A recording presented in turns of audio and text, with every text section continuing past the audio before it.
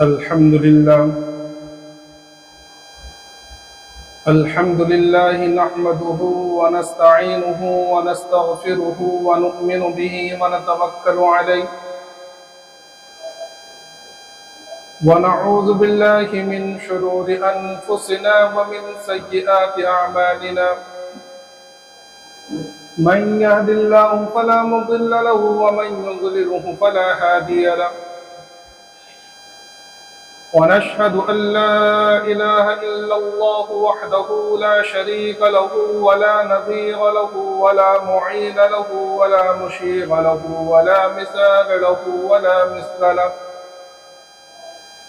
ونشهد أن سيدنا وسندنا وشفيعنا وحبيبنا ومولانا محمدا عبده ورسوله أما بعد فقد قال الله تبارك وتعالى في القرآن المجيد والفرقان الحميد فأعوذ بالله من الشيطان الرجيم بسم الله الرحمن الرحيم أذن للذين يقاتلون بأنهم ظلموا وإن الله على نصرهم لقدير الذين أخرجوا من ديارهم بغير حق إلا أن يقولوا ربنا الله صدق الله العظيم۔ قبل اس کے بعد شروع ہو ایک مرتبہ بلند آواز کے ساتھ درود شریف پڑھو۔ اللهم صل على سيدنا مولانا محمد وعلى آل سيدنا مولانا محمد وبارك وسلم كما تحب وترضى عدد ما تحب وترضى يا كريم۔ نہتے 313 بشر نکلے ذوق شہادت میں، نہتے 313 بشر نکلے ذوق شہادت میں، خدا کے نام پر نکلے محمد کی قیادت میں، نہ کثرت تھی نہ شوکت تھی نہ سامان رکھتے تھے، فقط اخلاص رکھتے تھے، فقط ایمان رکھتے تھے۔ میرے محترم بزرگوں، دوستوں، عزیز ساتھیوں، پچھلے کئی جمعوں سے آقا مدنی محمد عربی صلی اللہ علیہ وسلم کی سیرت کا تذکرہ چل رہا ہے، اور ان جمعوں میں آقا مدنی محمد عربی صلی اللہ علیہ وسلم کی مکی زندگی کا مختصر واقعہ اور آقا مدنی محمد عربی صلی اللہ علیہ وسلم اور صحابہ کرام نے مکہ میں جو تکالیف اٹھائیں، آپ کو جو ستایا گیا، ڈرایا گیا، دھمکایا گیا، اور اس پر آقا مدنی محمد عربی صلی اللہ علیہ وسلم اور صحابہ کرام نے جس استقامت کا مظاہرہ کیا، اس کو بیان کیا جا چکا ہے۔ اب چل رہے واقعات مدنی زندگی کے، اور میں نے بتلایا تھا کہ ہجرت یہ وہ واقعہ ہے کہ جہاں سے اسلامی ریاست کی تشکیل شروع ہوئی اور اسلام کو سربلندی عطا فرمائی۔ اسی لیے حضرت عمر رضی اللہ عنہ کے زمانے میں جب اسلامی کیلنڈر بنانے کا خیال آیا اور اسلامی تاریخ شروع کرنے کا خیال آیا تو آپ نے مشاورت کی، مشورہ کیا صحابہ کرام سے، تو بہت سارے واقعات اور بہت ساری رائے پیش آئی کہ اللہ کے رسول صلی اللہ علیہ وسلم کی نبوت سے ابتدا کی جائے، اللہ کے رسول صلی اللہ علیہ وسلم کی ولادت سے ابتدا کی جائے۔ حضرت علی رضی اللہ تعالی عنہ نے فرمایا کہ نہیں، اللہ کے رسول صلی اللہ علیہ وسلم کی ہجرت سے جو ہے اسلامی سال کا آغاز کیا جائے، کیونکہ ہجرت بہت عظیم الشان واقعہ ہے جہاں سے اسلام کو سربلندی عطا فرمائی گئی، اور چنانچہ اسی کے اوپر فیصلہ ہوا اور اسلامی سال کی ابتدا شروع ہوئی، جس کو ہم اور آپ ہجری سال سے یا ہجری تاریخ سے یاد کرتے ہیں۔ جیسے کہ یہ جو چل رہا ہے یہ ہجری اعتبار سے 1445 چل رہا ہے، تو اللہ کے رسول صلی اللہ علیہ وسلم جب مدینہ منورہ تشریف لائے تو ربیع الاول کا مہینہ تھا، اور وہاں سے ہجری سال کی ابتدا شروع ہوئی۔ تو پہلا جو ہجری سال ہے اس میں عام طور پر جو ہے اللہ کے رسول صلی اللہ علیہ وسلم جو صحابہ کرام اور اللہ کے رسول صلی اللہ علیہ وسلم مدینہ منورہ تشریف لائے، ان کے انتظامات کے لیے اور مسجد نبوی کی تعمیر کے اندر وقت گزرا، اور آپ نے کہ ہم کام یہ کیا کہ کچھ مہاجرین اور انصار کے درمیان بھائی چارگی قائم کروا دی، جس کو مواخات کے نام سے یاد کیا جاتا ہے تاریخ کے اندر۔ تقریباً 45 مہاجر اور 45 انصار کے درمیان بھائی چارہ، جس کو مواخات کہا جاتا ہے، وہ قائم کیا۔ حضرت عمر رضی اللہ عنہ کے ہاتھ میں عتبان ابن مالک، اور اسی طرح حضرت عبد الرحمن بن عوف رضی اللہ عنہ کے ساتھ میں سعد ابن ربیع رضی اللہ عنہ، اس طرح تقریباً 90 لوگوں کے درمیان آپس میں مواخات کرائی۔ اور انصار نے بھی اس بھائی چارے کا وہ بھرم رکھا ہے کہ تاریخ اس کی مثال پیش نہیں کر سکتی۔ اسے تاریخ کے اندر لکھا ہے کہ حضرت سعد رضی اللہ عنہ نے جب مواخات قائم ہوئی، عبد الرحمن بن عوف رضی اللہ عنہ سے کہا کہ دیکھو میں مدینے کے اندر سب سے زیادہ خوشحال ہوں، اور میرا بہت بڑا باغ اور بہت ساری کھیتی کی زمین ہے، تم جتنی زمین چاہو آدھے آدھے کر لیتے ہیں، آدھا میرے آدھی تمہاری زمین۔ میری 2 بیویاں ہیں، میں تمہیں دکھلا دیتا ہوں، ان 2 بیویوں میں سے جو بیوی میری تم کو پسند ہو میں اس کو طلاق دے دیتا ہوں، تم اس سے نکاح کر لینا۔ آپ سوچئے کہ آج سگا بھائی اپنے بھائی کو وراثت کا حصہ دینے کے لیے تیار نہیں ہے۔ آج سگا بھائی اپنی بہنوں کو اس کا جو حق ہے وہ دینے کو تیار نہیں ہے۔ اور صحابہ کرام نے اسلام کے نام پر وہ اعلیٰ مظاہرہ کیا اور وہ اعلیٰ مثال پیش کی کہ تاریخ اس کی مثال پیش نہیں کر سکتی۔ حضرت عبد الرحمن بن عوف رضی اللہ عنہ نے کہا کہ مجھے نہیں چاہیے یہ ساری چیزیں، بس تم مجھے جو ہے بازار کا راستہ دکھلا دو۔ سعد نے انہیں بازار کا راستہ دکھلا دیا۔ یہ صبح میں گئے، کچھ چیزیں کسی نے ادھار خریدی، وہ کچھ منافع میں بیچی، وہ دوسرے سے خریدی، دوسرے کو بیچی، اس طرح بیچ کر تجارت اپنی شروع کی۔ اور وہ اللہ نے ترقی دی ان کو تجارت کے اندر کہ جب انتقال ہوا تو اتنا مال چھوڑا کہ آج بل گیٹس کے پاس بھی اتنا مال نہیں ہوگا۔ تو یہ مواخات قائم ہوئی۔ اسی سال جو ہے اللہ کے رسول صلی اللہ علیہ وسلم نے اپنے جو ہے ازواج مطہرات کو وہاں سے بلایا، اور پھر اس کے بعد جو ہے اگلا سال جو آیا سن 2 ہجری، اس کے اندر جو ہے اللہ کے رسول صلی اللہ علیہ وسلم کی چھوٹی بیٹی جو ہے حضرت فاطمہ رضی اللہ تعالیٰ عنہ کا نکاح جو ہے حضرت علی سے کیا سن 2 ہجری کے اندر۔ سن 2 ہجری کے اندر جو ہے تحویل قبلہ کا حکم نازل ہوا۔ میں نے بتلایا تھا کہ جب اس وقت مسجد نبوی کی تعمیر کی گئی تھی تو اس کا قبلہ صرف اس وجہ سے کہ بھئی مدینے کے اندر یہودی بھی آباد ہیں، ان کے دل جوئی ہو جائے اور ان کے دل نرم پڑ جائے، اسلام قبول کر لے۔ اولاً مسجد نبوی کا قبلہ بیت المقدس کی طرف رکھا گیا تھا، لیکن جب پتا چلا کہ بھئی یہ لوگ ماننے والے نہیں ہیں تو دل کے اندر عناد لیے بیٹھے ہوئے ہیں اور کینہ کپٹ لیے بیٹھے ہوئے ہیں۔ اور اللہ کے رسول صلی اللہ علیہ وسلم کی خواہش بھی یہ تھی کہ قبلہ جو ہے کعبۃ اللہ کو بنایا جائے، اور آپ جو ہے اس انتظار میں کہ کعبۃ اللہ کو قبلہ بنانے کے لیے حکم کب نازل ہوگا، آپ بار بار آسمان کی طرف جو ہے چہرہ اٹھایا کرتے تھے، جس کو قرآن کریم نے سورۃ پارے کے اندر قد نرا تقلب وجهك فی السماء سے تعبیر کیا۔ تو تقریباً 17 مہینے کے بعد جو ہے اللہ کی طرف سے حکم نازل ہوا فولی وجہک شطر المسجد الحرام، کہ اب جو ہے آپ جو ہے اپنا قبلہ جو ہے کعبۃ اللہ کو بنایا جائے۔ مسجد قبلتین اسی جگہ واقع ہے جہاں جس مسجد کے اندر یہ تحویل قبلہ کا حکم نازل ہوا۔ یہ چند واقعات ہیں جو سن 1 ہجری 2 ہجری میں نازل ہوئے، لیکن چونکہ مسلمانوں کو یہاں تھوڑا آرام ملا اور دشمنوں سے تھوڑی سی حفاظت ہوئی تو مکہ والے کہاں چین سے بیٹھنے والے تھے، تو مکہ کے جو رؤساء اور سردار تھے انہوں نے خط لکھا عبداللہ ابن ابی ابن سلول کو، جو در پردہ جو ہے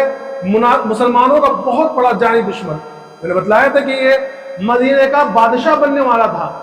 اللہ کے رسول صلی اللہ علیہ وسلم کے آنے سے پہلے، لیکن جب اللہ کے رسول صلی اللہ علیہ وسلم آئے تو اس کے ارمانوں پر مٹی پھر گئی۔ تو اس کو خط لکھا کہ دیکھو تم نے جو ہے ہمارے قریشیوں کو اور ہمارے مکہ والوں کو جو ہے جو ہمارے دین سے پھرے ہوئے ہیں اور نیا دین قائم کرے ان کو ٹھکانہ دے دیا، یا تو تم محمد اور اس کے ساتھیوں کو مدینے سے باہر نکال دو، ورنہ ہم پورے مکہ والے اور ہمارے مل کر تمہارے مدینے کے اوپر حملہ کریں گے اور تمہاری بیویوں کو اپنی لونڈیاں بنا لیں گے، تم کو قتل کر دیں گے۔ تو اس نے ایک مشاورت بلائی ان لوگوں کو جس کے ہم خیال تھے، ان سے کہا کہ دیکھو ایسی سی بات ہے اور تم ان کو نکال دو، اپنے پاس کہاں ٹھکانہ دیے ہوئے ہو اور تم ان سے جنگ لڑو۔ اللہ کے رسول صلی اللہ علیہ وسلم کو پتہ چلا تو آپ تشریف لائے اور آپ نے ایک تقریر کی اور اس میں سمجھایا لوگوں کو کہ تم کس سے لڑنے والے ہو، کہ بھئی مدینے والے جو ہیں یہ تمہارے ہی تو بھائی ہیں، تو بالکل اگر ان سے لڑو گے اپنے بھائیوں کو قتل کرو گے۔ تو اللہ کے رسول صلی اللہ علیہ وسلم جب سمجھایا تو لوگوں کی بات سمجھ میں آ گئی اور سارے لوگ اس طرح کرو گے۔ تو وہ مکہ کے لوگ جو ہے ستانے سے باز نہیں آئے، تو پھر اللہ کے رسول صلی اللہ علیہ وسلم نے صحابہ کرام کو حکم دیا کہ بھئی ایسا کرو، اب جو ان کے قافلے یہاں سے گزرتے ان کو روکو۔ اور کچھ دنوں کے بعد اللہ کی طرف سے حکم آ گیا، مکہ میں جب تک رہے جب تک صرف یہ حکم تھا فاعفوا واصفحوا حتی یأتی اللہ بامرہ، درگزر کرو، معاف کرو، برداشت کرو، تمہیں کچھ کرنا نہیں ہے، جوابی کارروائی نہیں کرنی۔ ورنہ جو لوگ مدینے میں آئے تھے وہ کوئی کمزور لوگ تھوڑی تھے، حضرت عمر کوئی کمزور تھوڑی تھے، حضرت حمزہ کوئی کمزور تھوڑی تھے، سمجھے کہ بڑے جلیل القدر صحابہ کرام تھے، لیکن چونکہ اللہ کا حکم تھا فاعفوا واصفحوا کہ درگزر کرو، معاف کرو، برداشت کرو جب تک اللہ کا حکم نہ آ جائے۔ اب جب مدینے کے اندر آئے اور مدینے کے اندر ابھی آ کر جب چین و سکون لوگوں نے چھیننے کی کوشش کی تو پھر اللہ کی طرف سے حکم نازل ہوا۔ بعض لوگ کہتے ہیں کہ سب سے پہلی آیت یہی نازل ہوئی جو میں نے پڑھی، اذن للذین یقاتلون بانہم ظلموا وان اللہ علی نصرہم لقدیر، کہ ان لوگوں کے لیے جن کے اوپر ظلم کیا گیا ہے، جو ستائے گئے ہیں، ان کو اب اجازت دی جاتی ہے کہ اپنے جو تم ان سے لڑے ان سے تم لڑو، ان کو جوابی کارروائی کرو۔ تو اس سے ایک بات تو یہ پتہ چلتی ہے کہ جہاد کی آیتیں جو نازل ہوئی ہیں یہ 13 سال کے بعد میں برداشت کرتے کرتے ظلم سہتے سہتے جب حد سے زیادہ ہو گیا تو اب اللہ کی طرف سے حکم نازل ہوا کہ اب تم جہاد کی اجازت ہے، اب تم قتال کر سکتے ہو۔ تو اللہ کے رسول صلی اللہ علیہ وسلم نے شروع میں کچھ سرائے بھیجے۔ دیکھو ایک ہوتا ہے سریہ اور ایک ہوتا ہے غزوہ۔ سریہ کہتے ہیں اس جنگ کو جس میں اللہ کے رسول صلی اللہ علیہ وسلم خود شریک نہ ہوئے ہیں بلکہ کسی اور کو کمانڈر بنا کر بھیجا، اور غزوہ کہتے ہیں اس جنگ کو جس جنگ کے اندر اللہ کے رسول صلی اللہ علیہ وسلم بنفس نفیس خود شریک ہوئے ہیں۔ تقریباً 28 غزوات ہیں جس میں اللہ کے رسول صلی اللہ علیہ وسلم شریک ہوئے ہیں۔ تو شروع میں کچھ جھڑپیں ہوئی، کچھ سرائے بھیجے، کچھ غزوات ہوئے ہلکے ہلکے، لیکن کوئی بڑا معرکہ پیش نہیں ہوا۔ لیکن سن 3 ہجری کے اوائل کے اندر اللہ کے رسول صلی اللہ علیہ وسلم کو یہ پتہ چلا کہ ابو سفیان جو اس وقت ایمان نہیں لائے تھے وہ ایک بڑا قافلہ لے کر، جس کے اندر تقریباً 40 لوگ ہیں، اور وہ قافلہ لے کر ملک شام کے لیے تجارت کے لیے جا رہے ہیں۔ اور یہ وہ قافلہ تھا جس قافلے کے اندر مکہ کے تقریباً ہر گھر کے جو ہے کچھ نہ کچھ مال تھا۔ تو اللہ کے رسول صلی اللہ علیہ وسلم نے سوچا کہ اس قافلے کو روکنا چاہیے، تو اللہ کے رسول صلی اللہ علیہ وسلم اس قافلے کو روکنے کے لیے پہنچے، لیکن یہ قافلہ پہلے ہی وہاں سے جا چکا تھا۔ اللہ کے رسول واپس آ گئے۔ تقریباً کچھ مہینوں کے بعد جو ہے اوائل رمضان کے اندر، رمضان کا مہینہ تھا، اللہ کے رسول صلی اللہ علیہ وسلم پھر اطلاع ملی کہ وہ قافلہ ابو سفیان کا جو جا چکا تھا وہ تجارت کر کے واپس آ رہا ہے، اور اس کے اندر بہت زیادہ مال غنیمت ہے، مال ہے، اور تقریباً میرا مطلب ہے کہ مکہ کے ہر شخص اور ہر گھر کا کچھ نہ کچھ اس کے اندر مال لگا ہوا تھا، سرمایہ تھا۔ اور تاریخ کی بعض روایتوں کے اندر یہ بھی ملتا ہے کہ قافلہ جو گیا تھا اس کے اندر جو مال لگا ہوا تھا، اس مال کے لگانے کی نیت اکثروں کی یہ تھی کہ اس کے اندر سے جو منافع آئے گا وہ منافع ہم مدینے کے اوپر چڑھائی کرنے کے اندر لگائیں گے۔ سمجھ میں آ رہا ہے؟ تو جب یہ قافلہ آیا تو اللہ کے رسول صلی اللہ علیہ وسلم مسجد میں بیٹھے ہوئے تھے اور آپ کو اطلاع ملی، تو آپ نے صحابہ کرام سے فرمایا کہ بھئی ایسا قافلہ ہے، اس قافلے کا راستہ لوٹنا ہے، 40 لوگ ہیں، تو جو اس وقت تیار ہو سکتے ہیں وہ تیار ہو جاؤ۔ ارادہ جنگ کا نہیں تھا، ارادہ اس قافلے کو لوٹنے کا، اس قافلے کو روکنے کا تھا جو ابو سفیان کے سرکردگی میں آ رہا تھا۔ تو تقریباً جلدی بازی کے اندر جلدی 313 صحابہ کرام شریک ہوئے، اور ان 313 صحابہ کرام کی حالت بھی یہ تھی کہ جنگ کا ارادہ نہیں، تو کوئی ہتھیار ساتھ میں نہیں، 6 تلواریں، 2 گھوڑے، پورے لشکر کے اندر 313 صحابہ کرام کے پاس صرف 2 گھوڑے، ایک مقداد ابن اسود اور زبیر ابن عوام رضی اللہ تعالیٰ کے پاس تھا، اور 70 اونٹ پورے قافلے کے اندر، 70 اونٹ، اور کچھ زریں تھیں، باقی اور بہت نہتے نکل گئے، نہ پہننے کے لیے ڈھنگ سے کپڑے، کسی نے لاٹھی اٹھا لی، سمجھے تلواریں کل 6، اس حالت میں نکلے صحابہ کرام. اور 70 اونٹ کے اندر بھی باری باری شریک ہو رہے ہیں کہ اللہ کے رسول صلی اللہ علیہ وسلم نے 3 کی باری لگا دی کہ میں 3 کی، ایک اونٹ کے اوپر 3 سوار. خود اللہ کے رسول صلی اللہ علیہ وسلم کے ساتھ میں حضرت حمزہ، وہ حضرت علی اور ابو لبابہ اور خود اللہ کے رسول صلی اللہ علیہ وسلم، 3 لوگ باری باری شریک ہوتے. پہلے آپ بیٹھتے، پھر اس کے بعد کچھ دور تک چلتے، پھر اس کے بعد حضرت علی کی باری آتی، پھر ابو لبابہ کی باری آتی. اس طرح یہ قافلہ نکلا. اب ابو سفیان جو اس وقت ایمان نہیں لائے تھے، تو انہوں نے چالاکی یہ کی کہ وہ پہلے ہی اپنے جہاں سے قافلہ گزرتا اس سے پہلے جو ہے کچھ آدمی کو بھیجتے کہ جا کر دیکھو کہ کیا معاملہ ہے، کہ محمد صلی اللہ علیہ وسلم کیا کر رہے ہیں. تو جب مدینے کے قریب یا اس کے اطراف کے اندر جو راستہ تھا جو مکہ کو جاتا تھا، جب وہاں پہنچنے لگے تو لوگوں نے، جاسوسوں نے اطلاع دی کہ محمد صلی اللہ علیہ وسلم کو تمہارے قافلے کی اطلاع مل گئی اور اللہ کے رسول صلی اللہ علیہ وسلم تمہارے قافلے کو لوٹنے کے لیے، اس پر حملہ کرنے کے ارادے سے نکل گئے. تو ابو سفیان نے کیا کہ زمزم غفاری کو ایک تیز رفتار سواری دی اور کہا کہ فوراً مکہ پہنچو اور مکہ جا کر بتلا دو کہ بھئی تمہارا قافلہ خطرے میں ہے. اور خود یہ کام کیا کہ پہلے خود نکلا اور جا کر وہاں انکوائری کی. تو وہاں جب پہنچا تو ایک جگہ، ایک علاقے میں پہنچا، وہاں دیکھا کہ کنواں ہے. تو کنویں کے پاس جب دیکھا تو وہاں کچھ مینگنیاں پڑی ہوئی تھیں اونٹ میں.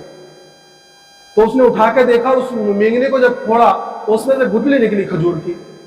تو اس کھجور کی گٹلی کو دیکھ کر فوراً ابو سفیان نے کہا کہ بھئی یہ تو مدینے والوں کی ہے. اس کا مطلب یہ ہے کہ مدینے والے جو ہے، مدینے والوں کا لشکر یہی قریب میں ہے.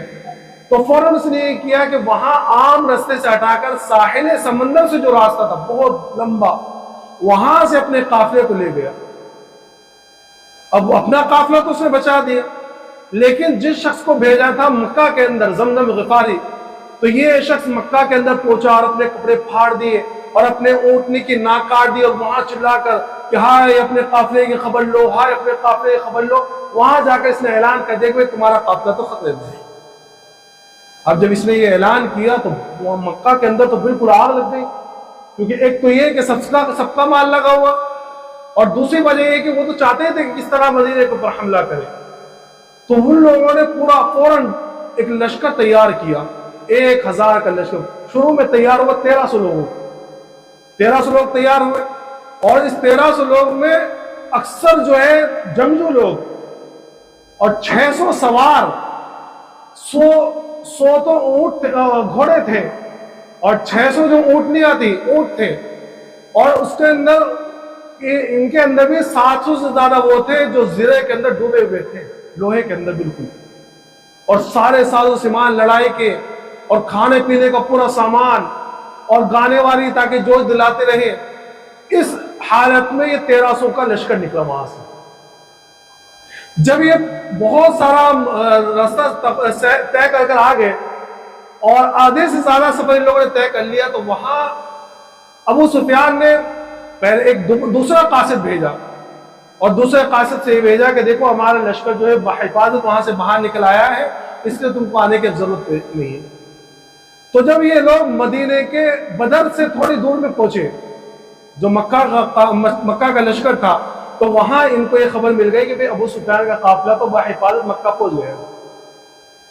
اب یہاں مسئلہ آیا کہ کیا کرنا چاہیے. تو ان کے اندر مکہ سے جب یہ لوگ نکلے تو ان کے اندر بہت سارے لوگ وہ تھے جو لڑنا نہیں چاہتے تھے، خاص طور پر بنو ہاشم جو ہے وہ تو بالکل لڑنا نہیں چاہتے تھے. اس کے اندر اللہ کے رسول صلی اللہ علیہ وسلم کے چچا عباس ابن عبد المطلب بھی تھے، لیکن انہوں نے زبردستی، ابو جہل نے، خاص طور پر ابو جہل نے ان کو زبردستی گھسیٹا. اسی طرح ولید، وہ عتبہ اور شیبہ، یہ لوگ بھی نکلنا نہیں چاہتے تھے، یہ لوگ بھی لڑائی نہیں لڑنا چاہتے تھے. تو یہ جو عتبہ اور شیبہ تھے، تو جب یہ نکلنے لگے تو میں نے بتلایا نا طائف کے واقعے میں کہ طائف کے واقعے کے اندر جو عتبہ کا جو باغ تھا، جس باغ کے اندر اللہ کے رسول صلی اللہ علیہ وسلم آرام کرنے کے لیے لیٹے، تو وہ باغ اصل میں انہی عتبہ اور شیبہ کا تھا. تو یہ لوگ تو ایمان نہیں لائے تھے، لیکن ان کا جو غلام تھا حضرت عباس رضی اللہ عنہ، وہ ایمان لے کر آ گئے تھے. تو جس وقت عتبہ اور شیبہ نکلنے لگے تو حضرت عباس نے بہت روکا کہ میرے آقا مت جاؤ، کہ تم رسول کے مقابلے میں نکل رہے ہو، اللہ کے رسول کے مقابلے میں نکل رہے ہو، مارے جاؤ گے، بہت روکا۔ لیکن چونکہ ابو جہل نے بہت زیادہ لوگوں کو آڑ دلائی اور بہت زیادہ لوگوں کو ابھارا تو یہ لوگ بھی مجبوراً نکلے۔ تو جب یہاں اس مقام پر پہنچ کر جب یہاں یہ اطلاع ملی کہ بھئی ابو سفیان کا قافلہ تو بحفاظت پہنچ چکا ہے، تو خاص طور پر حکیم ابن حزام رضی اللہ عنہ جو بعد میں ایمان لے کر آئے، تو انہوں نے جا کے سب سے پہلے عتبہ کو سمجھایا کہ دیکھو جب ہمارا قافلہ پہنچ گیا تو ہمیں اب لڑنے کی کوئی ضرورت پیش نہیں، اور ہم لڑے کس سے؟ کہ مدینے کے اندر جو لوگ یہاں سے گئے وہ ہمارے ہی تو بھائی ہیں، اور حقیقتاً عتبہ جو اس لڑائی کے اندر شریک تھا اور جس نے بعد میں جھنڈا اٹھایا، تو یہ اس عتبہ کا لڑکا ایک تو ساتھ میں لے کر آیا تھا ولید، اور ایک لڑکا ابو حذیفہ رضی اللہ تعالی اللہ کے رسول کی لشکر میں۔ سمجھ میں آیا کہ عجیب منظر تھا، اسی لیے اس غزوے کی بہت زیادہ فضیلت، اور اس غزوے والوں کے لیے اللہ کے رسول کا اعلان اور قرآن کا اعلان کہ جو غزوے بدر میں شریک ہوا آئندہ جو گناہ کر لے معاف، جو غلطی کر لے معاف۔ کیوں؟ کیونکہ بڑا عجیب منظر، تو عتبہ کا ایک لڑکا جو ایمان لا چکے تھے حضرت ابو حذیفہ رضی اللہ عنہ اللہ کے رسول کے لشکر، تو حضرت حکیم ابن حزام نے عتبہ سے بات کی کہ بھئی کیوں لڑے، اور ہمارا قافلہ تو پہنچ چکا ہے صحیح سلامت۔ تو عتبہ نے کہا کہ ہاں بات تو بالکل صحیح ہے۔ تو عتبہ نے کہا کہ دیکھو میں تو تیار ہوں لیکن ابو جہل نہیں مانے گا، میں اس کو سمجھاتا ہوں، یا تم جاؤ اور میری طرف سے یہ بات لے کے جاؤ کہ بھئی ہمیں اب واپس چلنا چاہیے۔ تو حضرت حکیم ابن حزام عتبہ کے ابو جہل کے پاس پہنچے کہ دیکھو ہمارا قافلہ تو صحیح سلامت پہنچ گیا ہے، ہمیں لڑنے کی کوئی ضرورت تو ہے نہیں، اور عتبہ کی بھی یہ رائے ہے کہ ہم جو ہے یہاں سے واپس پہنچ جائے۔ تو ابو جہل نے تانا مارا کہ اچھا عتبہ تو ڈرپوک ہے، وہ اپنے بیٹے پر تلوار اٹھانے سے ڈر رہا ہے، بزدل ہے وہ۔ یہ بات جب عتبہ کے پاس پہنچی تو عتبہ نے کہا کہ کل دیکھ رہے ہیں کون بہادر ہے کون کمزور ہے، اور وہ آگے بڑھنے کے لیے وہ بھی تیار ہو گیا۔ تو اس 1300 کے لشکر میں بنو زہرہ جو تھے، ان لوگوں نے کہا کہ بھئی ہم نہیں لڑیں گے، کیونکہ ہم تو اس مقصد سے نہیں نکلے تھے کہ اس قافلے کی حفاظت کرنا جو ابو سفیان لے کر آ رہے ہیں۔ اب جب وہ قافلہ صحیح سلامت مکہ پہنچ چکا ہے تو ہمیں لڑنے کی کیا بات ہے، کیا ضرورت ہے؟ تو حضرت حکیم ابن حزام اور ان کے جو قبیلے والے تھے بنو زہرہ، یہ 300 لوگ وہیں سے واپس ہو گئے۔ اب کفار کے لشکر میں بچے 1000 لوگ۔ اچھا ابو جہل نے اور جو جلانے نے کیا کیا کہ اس غزوے بدر سے پہلے جو چھوٹی چھوٹی جھڑپیں ہوئی تھی نا، ان جھڑپوں کے اندر ایک شخص تھا عمر، وہ مارا گیا تھا۔ تو اس کے بھائی کو بلایا اور اس کے بھائی سے کہا کہ دیکھو عتبہ کہہ رہا ہے یہاں سے واپس جانے کے لیے، کیا تم اپنے بھائی کا بدلہ لینے نہیں چاہتے؟ تو جب اس شخص نے اس بات سنی تو وہ باہر نکلا اور چلانے لگا واہ عمر واہ عمر، یعنی کہ ہائے عمر ہائے عمر، لوگوں کو آڑ دلایا۔ تو جب اس نے لوگوں کو آڑ دلائی تو سارے لوگ تیار ہو گئے کہ چلو لڑ گئی، اور جوش آ گیا، اور پھر وہاں سے قافلہ چل کر جو ہے یہ بدر کے مقام پر پہنچا۔ اب یہاں لڑنے کے ارادے تو آئے نہیں تھے، ابو سفیان کا قافلہ بچ کے نکل گیا۔ تو اللہ کے رسول صلی اللہ علیہ وسلم کو اب یہ اطلاع ملی کہ بھئی ایسا ایسا 1000 کا لشکر جو ہے آ رہا ہے، اور بالکل جنگجو لڑنے کے ارادے سے۔ اب یہاں اچانک صورتحال بدل گئی، کہاں 40 کے مقابلے میں 313 نکلے تھے کہ بھئی 40 لوگوں کا قافلہ روکنا ہے، تو نہ تلواریں نہ تیر کمان کسی کے پاس زیادہ، نہ لڑنے کے ارادے سے نکلے، بہت سے تو اس میں چھوٹے چھوٹے تھے۔ تب مشورہ کیا کہ بھئی کیا کرنا چاہیے، تو اللہ کے رسول صلی اللہ علیہ وسلم نے مشاورت جب بلائی، مشورہ لینا شروع کیا، تو سب سے پہلے ابو بکر کھڑے ہوئے اور آپ نے بہت جانثارانہ تقریر کی۔ تو حضرت ابو بکر صدیق رضی اللہ تعالیٰ نے جب تقریر کی تو اللہ کے رسول نے فرمایا کہ بہت اچھی بات ہے، آپ بیٹھ گئے۔ حضرت ابو بکر کے بعد میں حضرت عمر رضی اللہ تعالیٰ کھڑے ہوئے اور انہوں نے بڑی مجاہدانہ اور جانثارانہ تقریر کی۔ اللہ کے رسول صلی اللہ علیہ وسلم کہا بہت اچھی بات ہے، بیٹھ گئے وہ بھی۔ اس کے بعد میں جو ہے مقداد ابن اسود کھڑے ہوئے اور کہا کہ یا رسول اللہ آپ کس بات کی دیری کر رہے ہیں؟ ہم تو آپ کے ساتھ میں لڑیں گے، اور ہم موسیٰ علیہ السلام کی قوم کی طرح نہیں ہیں کہ موسیٰ علیہ السلام کی قوم نے کہہ دیا تھا اذهب انت وربك فقاتلا انا هنا قاعدون، کہ تم اور تمہارا رب جا کے لڑے، ہم تو یہاں بیٹھے ہوئے ہیں۔ ہم ایسے نہیں ہیں، ہم تو آپ کے دائیں سے بھی لڑیں گے، آپ کے بائیں سے بھی لڑیں گے، آپ کے آگے بھی لڑیں گے، آپ کے پیچھے بھی لڑیں گے، آپ جہاں چاہیں گے جس سے چاہیں گے اس سے لڑیں گے۔ اللہ کے رسول صلی اللہ علیہ وسلم بڑے خوش ہوئے، لیکن پھر آپ نے کہا اشیروا علی ایھا الناس، کہ لوگوں مجھے مشورہ دو۔ تو انصار کے جو سردار تھے سعد بن معاذ وہ سمجھ گئے۔ اصل مسئلہ یہ تھا کہ بیعت عقبہ ثانیہ کے اندر مدینہ والوں سے جو بیعت ہوئی تھی وہ اس بات کے اوپر ہوئی تھی کہ اگر کوئی دشمن مدینہ کے اوپر حملہ کرے تو انصار اللہ کے رسول صلی اللہ علیہ وسلم کی حفاظت کریں گے۔ مدینہ سے باہر کا تذکرہ نہیں تھا، تو اس معاہدے کے اعتبار سے انصار اس کے مکلف نہیں تھے کہ وہ جنگ کے اندر شریک ہو۔ اور حالات یہ تھے کہ اس لشکر کے اندر یعنی 313 کے اندر صرف 85 یا 83 مرد مہاجر تھے، اس کے علاوہ جتنے تھے وہ انصار تھے، یعنی زیادہ تعداد انصاری صحابہ کرام کی تھی۔